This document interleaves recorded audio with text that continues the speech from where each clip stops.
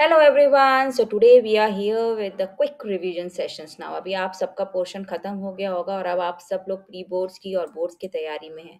So let's do one thing, let's start a small test series. और उससे पहले हम आपको हर चैप्टर के क्या देंगे, क्विक रिवीजन नोट्स देंगे so that you can revise the basic फॉर्मूले।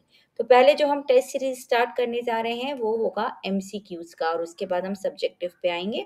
तो आज हम स्टार्ट करते हैं very important formulas which are there for the units for applied maths class 12। Okay, so applied maths class 12 के लिए जो इम्पोर्टेंट फॉर्मूले हैं आपके हर चैप्टर के, वो हम स्टार्ट करेंगे। So let's have a quick revision session for unit 1। और यूनिट 1 कौन सा है हमारे पास? Numbers, quantification and numerical applications. तो एक फटाफट रिवीजन करते हैं और उसके बाद हम आपको नेक्स्ट वीडियो देंगे जो एमसीक्यूज का होगा। आप उसको सॉल्व करिए और अपने स्कोर्स भी भेजिए हमें। सो let's have a quick review for all the topics in this unit and it's a lengthy unit, right, topic wise. तो हमें सबसे पहले मॉड्यूलो अरिथमेटिक के बारे में पता होना चाहिए। What is it? So it is basically use for remainders as we know. So a mod b is equal to r. Basically, you are dividing a with b, and whatever the remainder is, that will give you the answer for the modulo. और अगर सीधी सी बात है, कोई आप same number को same number से divide करते हैं तो रिमाइंडर क्या आता है? Zero. So that's the first property. And if a is less than b, then a mod b is a. इसका क्या मतलब है कि सपोज 3 को we are dividing with 7, so our answer will be 3 only. Correct? Because 3 is not divisible. We are not going for decimals here. So 3 is less than 7. Then it can, in that case, A mod B is A. Now congruence modulo, again the same thing around. So if A and B are the two numbers, so A is modulo B, or congruence modulo B mod N is for every AB belonging to the integers and belonging to the natural numbers, and N is greater than 1. तो अगर basically हम N A number को N से divide करने, किससे? N से, तो B is our remainder. This is how do we write for that? So A divided by B, so then this implies your remainder is B. So congruence modulo mein, this is how do we write the entire expression as. Now there are certain properties which are very important for solving the question. So this is the list of all the properties that you have here. Correct? So here these properties are very important. अभी हमने देखी एक property लिखी है यहाँ पे multiplication के लिए, right? So same property holds for the power also. If A congruence modulo b mod n, then a raised to k और b raised to k. Correct? ये पावर्स के क्वेश्चंस के लिए बहुत इंपॉर्टेंट प्रॉपर्टी है कि जितना नंबर पावर आप रेज कर रहे हो ए का, उतने से ही रिमाइंडर का पावर भी रेज होता है.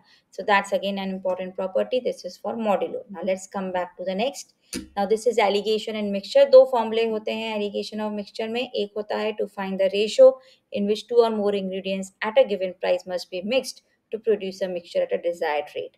तो इसमें आप क्या बनाते हैं? Cheaper, dearer, then you make a chart for the mean price and then you subtract D minus M and M minus C.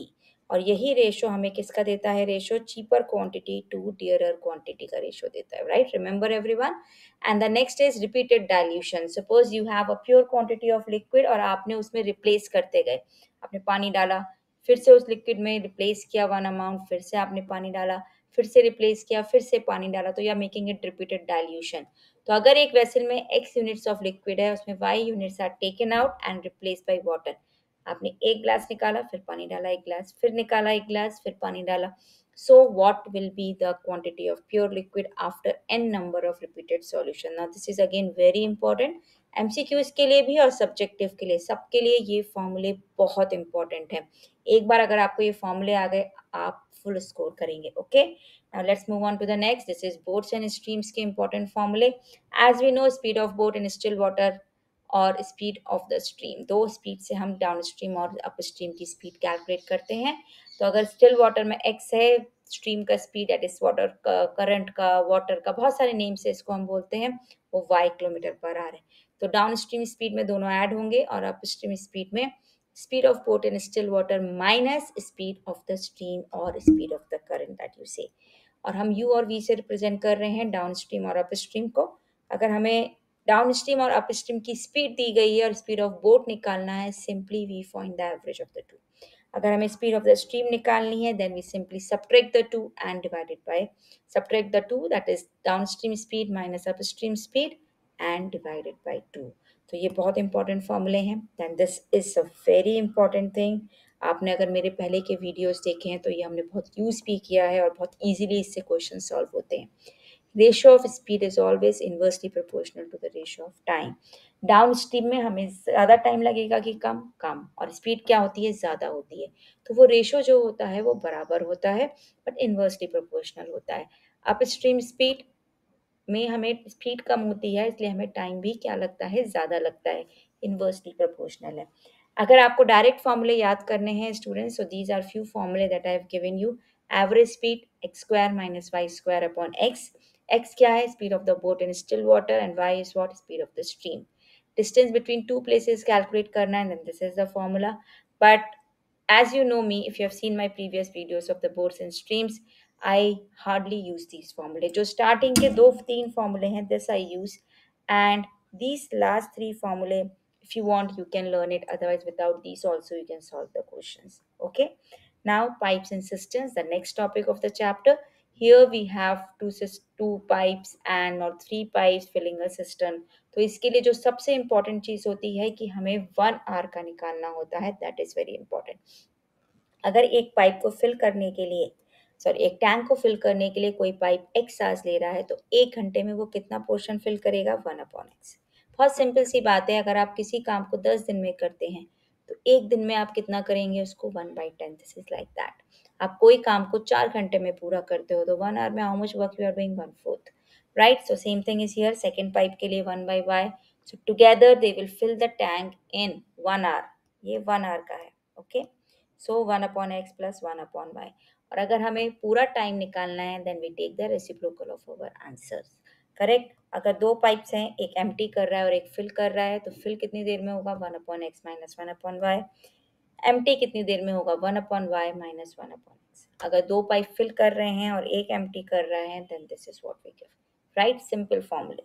Now the next is races and games, and in this races and games they are just important terms. Otherwise, the formula that we use is only one: speed is equal to distance upon time.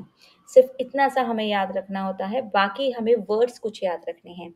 सबसे important word क्या है, A gives B a start of X metre. इसका क्या मतलब होता है, जब ए और बी दोनों रन करने वाले हैं रेस, इसका मतलब x is x meters ahead of B. Correct. So x will cover x distance more than B. अगर एक्स 100 मीटर की रेस में 100 मीटर डिस्टेंस कवर कर रहा है, so B will cover how much distance, 100 minus x. वो सिर्फ इतना distance cover करेगा। Same the term is A beats B by x meter. This you all know कि अगर ए रीच कर जाता है फिनिशिंग पॉइंट पे, so B is x meters behind A, and A can give B 3 points. इसका क्या मतलब है कि अगर ए ने 100 पॉइंट्स स्कोर किए तो बी ने कितने स्कोर किए, 70। Okay, otherwise for solving the question, this is the general formula of speed is equal to distance upon time to be used for. Otherwise, simply these terms are important. Now the next is inequalities, the last one, and here we have the simple terms. ये याद रखिए students, because these are used for MCQ sometimes. They ask you general theory based questions. So strict inequality क्या होती है, जिसमें equality का sign नहीं होता है, ओनली लेस देन और ग्रेटर देन। स्लैक इनइक्वालिटी, जिसमें equal to, less than, greater than, equal to के साइंस होते हैं। Numerical inequalities which is independent of the variables. Correct, this is what we have. और सबसे इम्पॉर्टेंट बात क्या होती है, this second point is very very important. If you are clear with this, you will never make mistake in the questions. Any non-zero positive number, that is negative number, right? Any non-zero positive number can be multiplied without changing its sign. But अगर हमने negative number से multiply किया या divide किया दोनों sides को, तो हमारा inequality sign change हो जाता है। Now I'll give you a small example for this. Suppose I say minus x is greater than -4. So you can't just eliminate y, oh sorry, minus sign. You will have to multiply both sides by -1. That's one option too. Okay. But if you are multiplying both sides -1, say, so this is the correct answer? No. What are they saying? Their inequality sign will get reversed. This is very very important. मैं आपको एक simple सा example देती हूँ students. -2 और -1 दो numbers हैं, which is greater? Tell me. Yes, minus 1 is greater. Now, if I multiply both sides by 1, what will I get? 2. Is 2 less than 1? No, I will have to reverse the sign. तो जब भी आप minus sign से multiply या divide करते हैं sign of inequality gets reverse, otherwise all the rules are same. जो आप इक्वालिटी में रूल्स यूज करते हैं everything is same. Addition subtraction से नो इफेक्ट। एडिशन सब्ट्रैक्शन अगर आप करते हैं there will be no change in the inequality sign. So this was just a quick review of all the formulae, and if you know all these formulae, no one can stop you from getting full marks in the chapter. Okay, so all the best to everyone, right? And thank you all. So if you have liked it, please share, subscribe, right? Thank you all.